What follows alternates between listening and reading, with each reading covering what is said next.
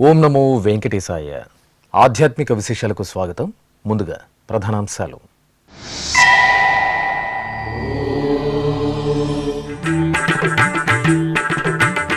తిరుమలలో ప్రారంభమైన టీటీడీ పాలక మండలి సమావేశం.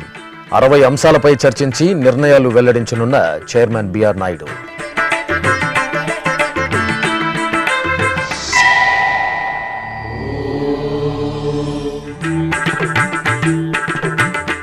తిరుమలలోని పిఏసి వసతి సముదాయాన్ని పరిశీలించిన టీటీడీ చైర్మన్. టీటీడీ సౌకర్యాలపై సంతృప్తి వ్యక్తం చేసిన భక్తులు వైకుంఠ ఏకాదశికి విస్తృత ఏర్పాట్లు చేస్తున్నట్లు బిఆర్ నాయుడు వెల్లడి.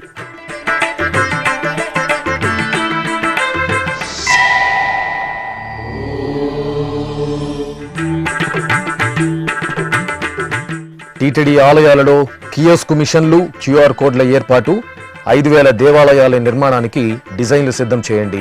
సమీక్షా సమావేశంలో టీటీడీ ఈవో అనిల్ కుమార్ సింఘాల్ ఆదేశం.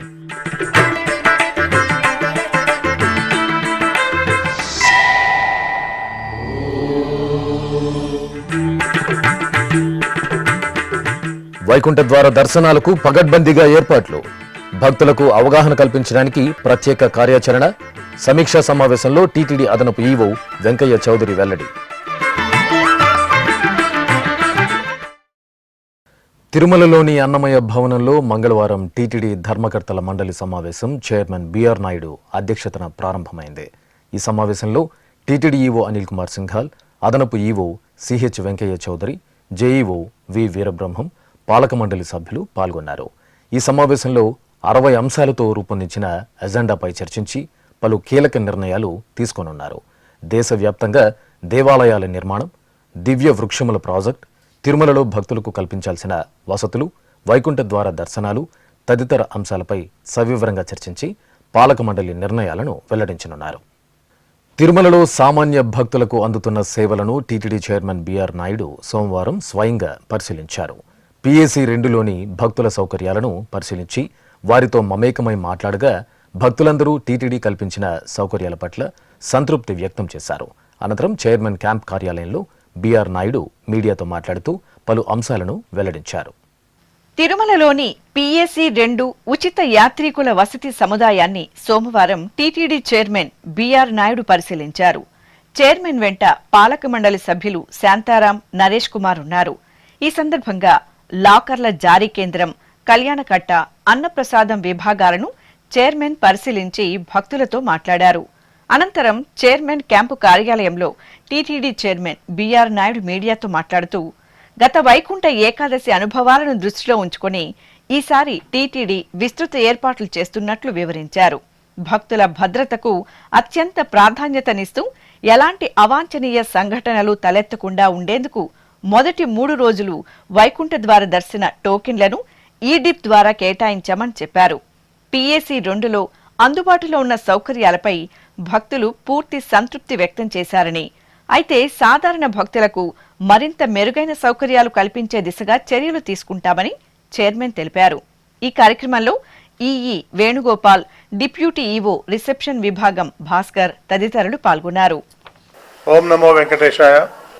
గత సంవత్సరం జరిగినటువంటి ఏదైతే ఒక దురదృష్టకరమైనటువంటి సంఘటన ఏదైతే ఉందో దాన్ని దృష్టిలో పెట్టుకొని గత నెల రోజుల నుంచి ఎలా చేయాలి ఏంటి అనేటువంటిది మన అధికారులు ఎవరైతే ఉన్నారో వాళ్ళందరూ కూడా రాత్రింబవళ్ళు కష్టపడి పనిచేస్తున్నారు. ఇలాంటివి మళ్ళీ జరగకుండా ఉండాలంటే ఏం చేయాలి దాని మీద రివ్యూలు పెట్టుకొని మొదట 3 రోజులు ఏదైతే ఉందో వైకుంఠ ఏకాదశికి దాన్ని లాటరీ ద్వారా సెలెక్ట్ చేయడం జరిగింది. 2వ తారీఖు నుంచి భక్తులు ఎవరైనా రావచ్చు, దర్శనం చేసుకుని వెళ్ళొచ్చు అనేటువంటి నిర్ణయం తీసుకున్నది మీకు అందరికీ తెలుసు. దానికి అనుగుణంగానే ఎలా చేయాలి, ఏర్పాట్లు, ట్రాఫిక్ ఎలా కంట్రోల్ చేయాలి, మిగిలిన విషయాలు ఏవైతే ఉన్నాయో అవన్నీ కూడా అధికారులు రోజు రివ్యూ చేసుకొని దాదాపు పూర్తయిందని చెప్పచ్చు. ఈరోజు నేను రోజుకు ఒక డిపార్ట్మెంట్ని ఏదైతే ఉందో తిరుమలలో, తిరుపతిలో, వాటన్నిటిని కూడా ప్రత్యక్షంగా చూసి అక్కడ ఏం మౌలిక సదుపాయాలు ఏం కావాలో అవన్నీ కూడా చేయటానికి మేము సిద్ధంగా ఉన్నాం. రేపు బోర్డు మీటింగ్లో ఉన్నాయి. సుమారు 50 పాయింట్ల వరకు రేపు అజెండా ఉంది. కొన్ని ముఖ్యమైన అంశాలు ఉన్నాయి. వాటన్నిటి మీద కూడా కూలంకషంగా రేపు చర్చించడం జరుగుతుంది. వీటన్నిటి కూడా కొంత పరిష్కారం వస్తుంది అనేటువంటిది మాకు గట్టి నమ్మకం ఉంది. సో ఆ దిశగా మేము పయనిస్తున్నాం. దీనికి అందరూ సహకరించాలి. మొట్టమొదటిగా మీడియా మిత్రులందరూ కూడా సహకరించాలి. ఎక్కడైనా ఏదైనా ల్యాబ్స్ ఉంటే నేను జనవరి 10వ తారీఖు వరకు ఇక్కడే ఉంటాను. ఇవన్నీ కూడా ఏర్పాట్లన్నీ కూడా పర్యవేక్షిస్తున్నాను. కాబట్టి మా దృష్టికి మీరు ఏదైనా ఉంటే తీసుకొస్తే దాన్ని మనం సరైన మార్గంలో పెట్టడానికి అవకాశం ఉంటుంది. కాబట్టి మొట్టమొదటిసారి ఈరోజు పిఎస్సి 2 చూసాం. రేపు బోర్డు మీటింగ్ అయిన తర్వాత పిఎస్సి 1, ఇట్లా మిగిలినవన్నీ కూడా ఎక్కడైతే పబ్లిక్ రద్దీ ఎక్కువ ఉన్నారో అక్కడన్నీ కూడా ఏర్పాట్లు ఎలా ఉన్నాయి, ఏం చేయాలి, ఇంకా మనకు 15 రోజులు టైం ఉంది కాబట్టి అవన్నీ కూడా చేయటానికి అవకాశం ఉంటుంది. కాబట్టి ఇప్పుడు పిఎస్సి 2 పర్వాలేదు, బాగానే ఉంది. పిఎస్సి 1, పిఎస్సి 3 అంతా బాగాలేదని విన్నాను నేను. ఈరోజు వేరే కార్యక్రమం ఉండి నేను తొందరగా వచ్చేసాను. మళ్ళీ వెళ్దాం, చూద్దాం, అవన్నీ కూడా సరిచేద్దాం. మంతెన సత్యనారాయణ రాజు అనేటువంటి ఒక దాత ఎవరైతే ఉన్నారో అమెరికాలో ఉండే అతను ఎన్ఆర్ఐ, అతను ఈ పిఎస్సి 1, 2, 3కి సుమారు 9 కోట్ల రూపాయలు ఇస్తామని చెప్పేసి ప్రకటించారు.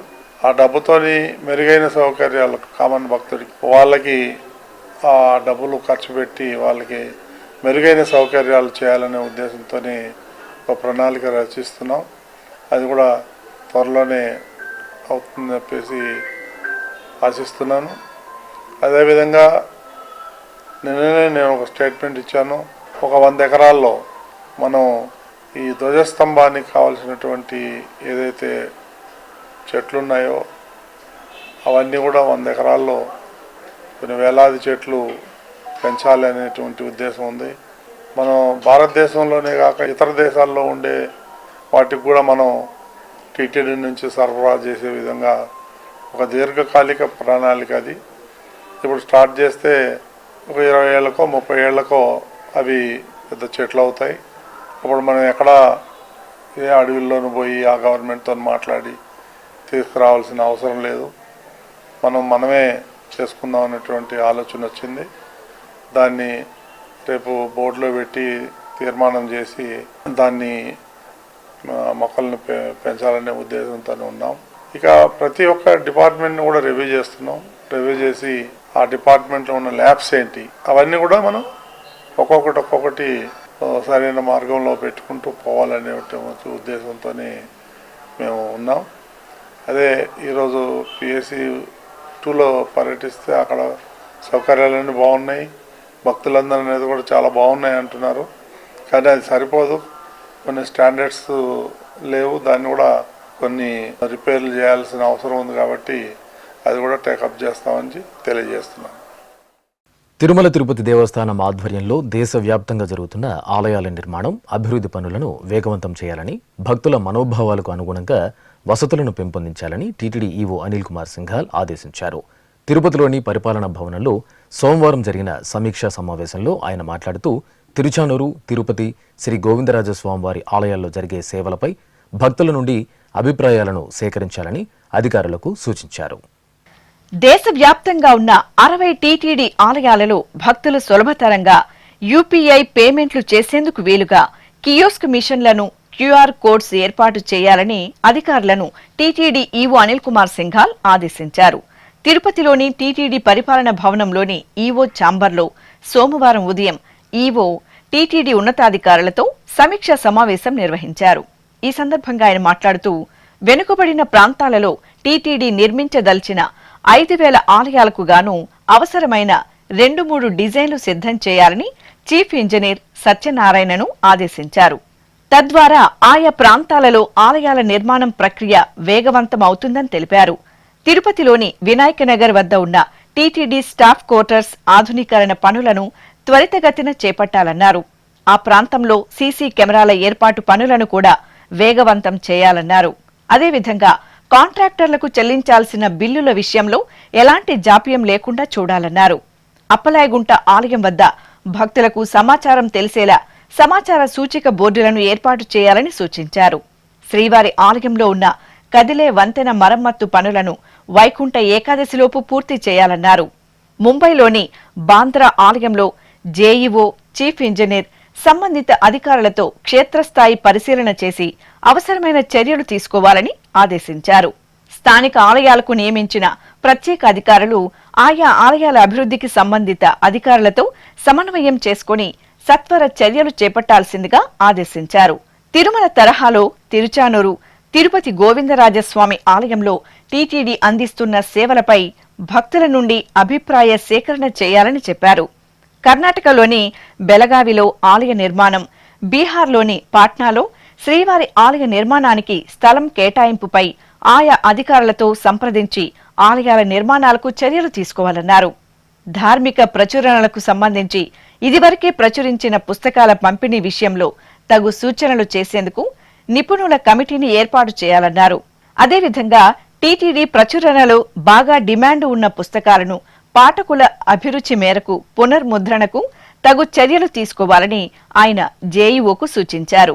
ఈ సమావేశంలో TTD JEO V Veerabrahmam, CV and SO KV Muralikrishna, FA and CAO Balaji, CE Satyanarayana, DFO D Phanikumar Naidu ఇతర అధికారులు పాల్గొన్నారు. డిసెంబర్ 30 నుండి జనవరి 8వ తేదీ వరకు నిర్వహించనున్న వైకుంఠ ద్వార దర్శనాల భద్రత ఏర్పాట్లపై టీటీడీ అదనపు EO CH Venkaiah Chowdary, JEO V Veerabrahmam, Tirupati SP L Subbarayudu, TTD CVSO KV మురళీకృష్ణలతో కలిసి టీటీడీ పోలీసు ఉన్నతాధికారులతో తిరుమలలోని శ్రీ పద్మావతి అతిథి గృహంలో సోమవారం సాయంత్రం ఉన్నత స్థాయి సమీక్ష నిర్వహించారు. ఈ సందర్భంగా అదనపు ఈవో మాట్లాడుతూ గత అనుభవాలను దృష్టిలో ఉంచుకొని తిరుమలలో భద్రతా ఏర్పాట్లు పగడ్బందీగా చేపట్టాలని అధికారులను ఆదేశించారు. వైకుంఠ ద్వార దర్శనాల్లో డిసెంబర్ 30, 31, జనవరి 1వ తేదీల్లో లక్కీడిప్ ద్వారా టోకెన్ పొందిన భక్తులను మాత్రమే దర్శనాలకు అనుమతిస్తారని, టోకెన్ లేని భక్తులు జనవరి 2 నుండి 8వ తేదీ వరకు వైకుంఠం క్యూ కాంప్లెక్స్ 2 ద్వారా నేరుగా సర్వదర్శనాలకు రావచ్చని, భక్తులకు అవగాహన కల్పించేందుకు విస్తృతంగా ప్రచారం చేయాలని తెలిపారు. తిరుపతి ఎస్పీ ఎల్ సుబ్బరాయుడు మాట్లాడుతూ వైకుంఠ ద్వార దర్శనాలపై భక్తుల్లో ఎలాంటి అయోమయం తలెత్తకుండా టీటీడీ తీసుకున్న నిర్ణయాలను విస్తృతంగా ప్రచారం చేయాలన్నారు. శ్రీవారి బ్రహ్మోత్సవాల తరహాలో ప్రత్యేక కమాండ్ కంట్రోల్ రూమ్ను ఏర్పాటు చేసి భద్రతను పర్యవేక్షించేందుకు చర్యలు తీసుకునేందుకు ఏర్పాట్లు చేయాలన్నారు. ఈ సమావేశంలో TTD deputy conservator of forest Phanikumar, CE Satyanarayana, Tirumala అదనపు ఎస్పీ రామకృష్ణ, ఇతర టీటీడీ పోలీసు, ఆర్టీసీ అధికారులు పాల్గొన్నారు. తిరుపతి నగరం ధనుర్మాస సౌగంధాలతో దివ్యంగా ప్రకాశిస్తోంది. శ్రీమన్నారాయణుడి ఆరాధనకు ఎంతో శ్రేష్టమైన పవిత్ర మాసం ధనుర్మాసం. తెలుగు నెలల్లో మార్గశిర మాసం చివరి 15 రోజులు, పుష్యమాసం మొదటి 15 రోజులను కలిపి నెల రోజుల పాటు ధనుర్మాస కైంకర్యాలను వైష్ణవ క్షేత్రాల్లో నిర్వహించడం ఆనవాయితీ. ఈ నేపథ్యంలో డిసెంబర్ 16వ తేదీ నుండి జనవరి 14వ తేదీ వరకు తిరుమల తిరుపతి దేవస్థానం ఆళ్వార్ దివ్య ప్రబంధ ప్రాజెక్టు ఆధ్వర్యంలో దేశవ్యాప్తంగా ధనుర్మాస తిరుప్పావై ప్రవచన కార్యక్రమాలు మంగళవారం నుండి ప్రారంభమయ్యాయి. ఈ సందర్భంగా మంగళవారం ఉదయం తిరుపతిలోని అన్నమాచార్య కళామందిరంలో జాతీయ సంస్కృత విశ్వవిద్యాలయం ఆచార్యులు డాక్టర్ చక్రవర్తి రంగనాథన్ ఆండాళ్ విరచిత తిరుప్పావై పాసుర విశిష్టతను వివరించారు. కృష్ణ భగవానుడు మాసానా మార్గశీర్షోహమని గొప్పగా చెప్పుకున్నాడు. అట్టి పరమ పవిత్రమైనటువంటి మాసంలో, ధనుర్మాసంలో, మార్గశీర్ష మాసంలో మనం విశేషంగా గోదాదేవి అనుగ్రహించినటువంటి తిరుప్పావై అనే దివ్య ప్రబంధం యొక్క వైభవాన్ని తెలుసుకోబోతున్నాం. వ్రతం అని చెప్తూ ఉన్నాం. వ్రతం అంటే ఏమిటి అంటే నిష్ఠగా ఒక విషయం పైన ఒక ధ్యానం ఉండి మన యొక్క మనస్సును అక్కడ లగ్నం చేసి ఒక నియమనిష్టలతో ఆచరించేటువంటి ఒక క్రియ వ్రతం అనబడుతుంది. ఎప్పుడైనా కూడా వ్రతం అంటేనే కఠినాది కఠినమే. కానీ ఎంత శ్రమతో ఒక విషయాన్ని మనం నిరూపిస్తామో ఆ శ్రమకు తగినటువంటి ఫలితం లభిస్తుంది. విశేషంగా ఈ ధనుర్మాసంలో మనం ఒక చక్కటి వ్రతాన్ని ఎలాగైతే ద్వాపర యుగంలో కాత్యాయని వ్రతాన్ని ఆచరించి గోపికలందరూ కూడా ఫలాన్ని పొందారో అదే ప్రకారం గోదాదేవి కూడా అటువంటి ఫలాన్ని పొందినది. ఆవిడ యొక్క వైభవం ఏమిటి అంటే, గోదా అనే శబ్దానికి ఏమర్థం? గో అనే శబ్దానికి ఆవులు, అదే ప్రకారంగా గో అనే శబ్దానికి భూమి, గో అనే శబ్దానికి కిరణం, గో అనే శబ్దానికి ప్రణవం, గో అనే శబ్దానికి వాక్కు. ఈ ప్రకారంగా ఎన్నో అర్థాలున్నాయి. టీటీడీ శ్రీ వెంకటేశ్వర అన్నప్రసాదం ట్రస్టుకు సోమవారం 10 లక్షల రూపాయలు విరాళంగా అందింది. ఈ మేరకు తిరుమలలోని చైర్మన్ క్యాంప్ కార్యాలయంలో విరాళం మొత్తాన్ని పాలకొల్లుకు చెందిన Koppula Lakshmi Charishma TTD chairman BR నాయుడుకు అందజేశారు. టీటీడీలోని వివిధ ట్రస్టులకు మంగళవారం ఉదయం 60 లక్షల రూపాయలు విరాళంగా అందాయి. ఈ మేరకు బెంగళూరుకు చెందిన కేఎన్ నయన, వి ప్రభ, ఎస్ రాజేష్, కేఎన్ సందీప్ కుమార్, గుంటూరుకు చెందిన దేవర్శెట్టి రితీష్, దేవర్శెట్టి సత్యనారాయణలు శ్రీ వెంకటేశ్వర అన్నప్రసాదం ట్రస్టుకు ఒక్కొక్కరు 10 లక్షల రూపాయల చొప్పున టీటీడీ చైర్మన్ బిఆర్ నాయుడుకు విరాళాలకు సంబంధించిన డీడీలను అందజేశారు. కడప నగరం గోవిందుని నామామృతంతో పరవశిస్తోంది. నగరంలోని మున్సిపల్ గ్రౌండ్లో గోవిందమాల భక్త బృందం సేవా సమితి ఆధ్వర్యంలో 2 రోజుల పాటు ప్రత్యేక ఉత్సవాలను నిర్వహిస్తున్నారు. ఈ సందర్భంగా గ్రౌండ్ ప్రాంగణంలో ప్రత్యేకంగా ఏర్పాటు చేసిన వేదికపై పద్మావతీదేవి సమేత శ్రీ వెంకటేశ్వరుని దివ్యమంగళమూర్తులను సుందరంగా కొలువు తీర్చి పూజాధికారులు జరిపారు. ఇక విశేష ఉత్సవాలను పురస్కరించుకుని 2వ రోజు ఉదయం శ్రీవారికి కళ్యాణ మహోత్సవాన్ని ఆగమోక్తంగా నిర్వహించారు. శ్రీదేవి భూదేవి సమేత శ్రీ వెంకటేశ్వరుని ఉత్సవమూర్తులను సర్వశోభిత అలంకరణలతో కళ్యాణపీఠంపై ఆసీనులను గావించిన అర్చకులు వేదమంత్రాలు, మంగళ వాయిద్యాల నడుమ కనుల పండుగ కళ్యాణోత్సవాన్ని నిర్వహించారు.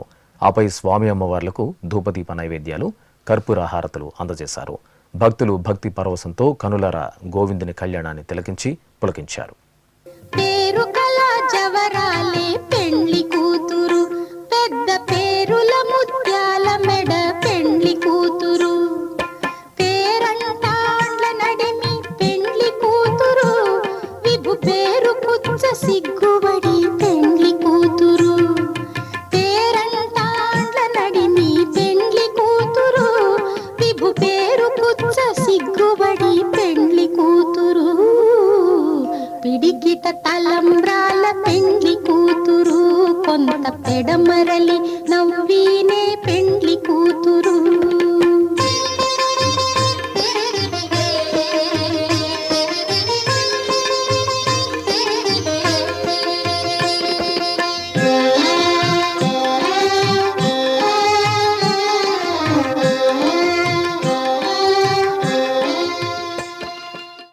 నంద్యాల జిల్లాలోని ప్రసిద్ధ నారసింహ క్షేత్రం అహోబిలం ఉత్సవ సౌగంధాలను వెదజల్లుతోంది. పవిత్ర ధనుర్మాస ఘడియలను పురస్కరించుకుని చిన్న అహోబిలం అమృతవల్లి సమేత శ్రీ ప్రహ్లాద వరద స్వామివారి దివ్య ప్రాంగణంలో ఆండాళ్ అమ్మవారికి విశేష పూజలను జరిపారు. తెల్లవారుజామునే భక్తులు ఆండాళ్ అమ్మవారి సన్నిధిలో బారులు తీరారు. అమ్మవారి దివ్యమూర్తికి అర్చకులు ప్రత్యేకంగా ఆరాధనలను జరిపి తిరుపావై పాసుర పఠనం గావించారు.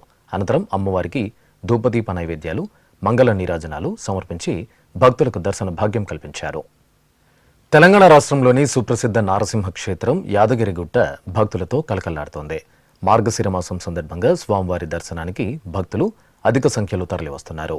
ఈ నేపథ్యంలో యాదాద్రి శ్రీ లక్ష్మీ నరసింహస్వామివారికి మార్గశిర ఏకాదశి పూజలను మంగళకరంగా నిర్వహించారు. ఆలయంలోని ముఖమండపంలో లక్ష్మీ నరసింహస్వామివారి ఉత్సవమూర్తులను ప్రత్యేక అలంకరణలతో సింహాసనంపై ఆసీనులను చేసిన అర్చకులు ఆగమ కైంకర్యాలతో సేవించి హారతులు అందజేశారు. అనంతరం వేదమంత్రోచ్చారణల నడుమ శ్రీ లక్ష్మీ నరసింహస్వామివారికి లక్ష పుష్పార్చన సేవను ఘనంగా నిర్వహించారు. శ్రీ యాదగిరి నారసింహుని పదములు చేరి సేవించిన చాలు, స్వామి నామమ్ము దలచిన మేలు, స్వామి నామమ్ము దలచిన మేలు, స్వామి నామమ్ము గొలిచిన మేలు.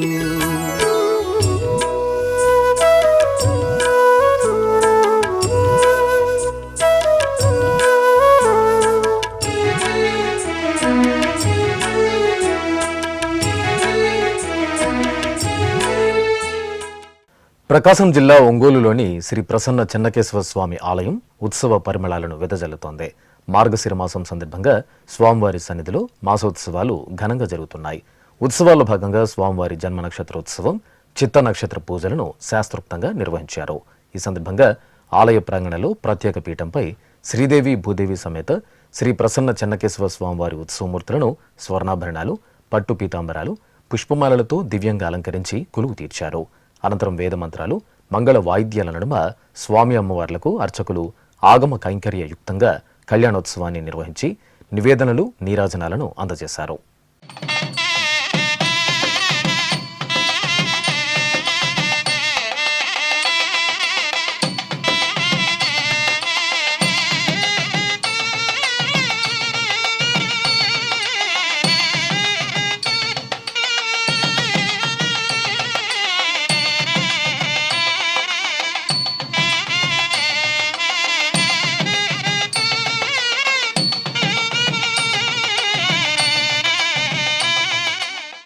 కడప నగరంలోని శ్రీ లక్ష్మీ సత్యనారాయణ స్వామివారి ఆలయంలో పవిత్ర ధనుర్మాసోత్సవాలు మంగళవారం ఘనంగా ప్రారంభమయ్యాయి.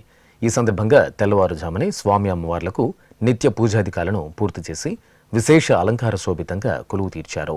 అనంతరం ఆలయ ముఖ మండపంలో స్వామి అమ్మవార్ల ఉత్సవమూర్తులను పట్టు పీతాంబరాలు, పుష్పమాలలతో దివ్యంగా అలంకరించి కొలువు తీర్చారు. ఆపై అర్చకులు తిరుపావై పావసర పట్టణం గావించి నివేదనలు, నీరాజనాలను అందజేశారు. భక్తులు స్వామి అమ్మవార్లను దర్శించుకుని శ్రద్ధగా తిరుపావై శ్రవణం చేశారు.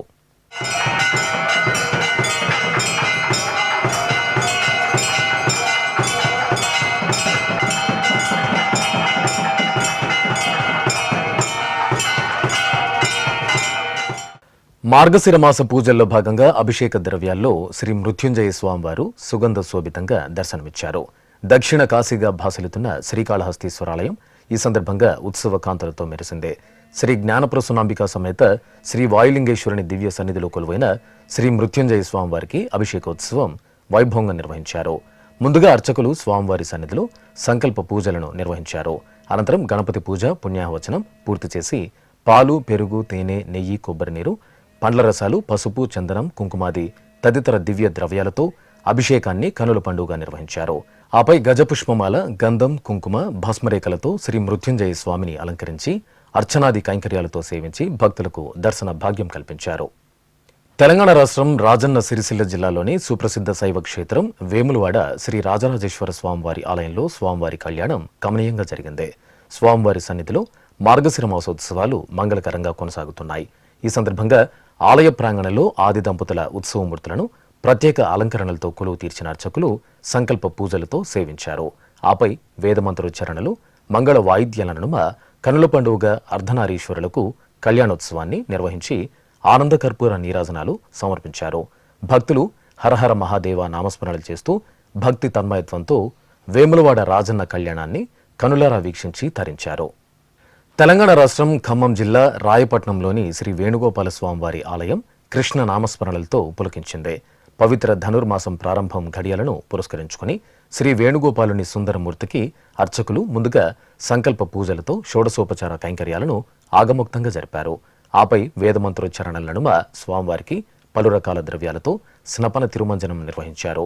అనంతరం స్వామివారికి తులసిమాలను అలంకరించి కర్పూర నీరాజనాలు సమర్పించారు.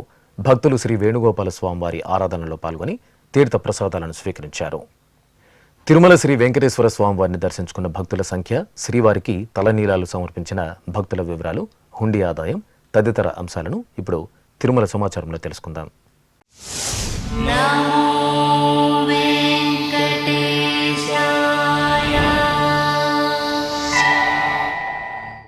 తిరుమల శ్రీ వెంకటేశ్వర స్వామివారిని సోమవారం 70,251 మంది భక్తులు దర్శించుకున్నారు. 26,862 మంది భక్తులు తలనీలాల మొక్కును చెల్లించుకున్నారు. ఇక శ్రీవారి హుండీ ఆదాయం 4,66,00,000 రూపాయలు. ఆధ్యాత్మిక విశేషాలు ఇంతటితో సమాప్తం. తిరిగి రాత్రి 10 గంటలకు ప్రసారమయ్యే ఆధ్యాత్మిక విశేషాలలో మళ్ళీ కలుసుకుందాం. ఓం నమో వెంకటేశాయ.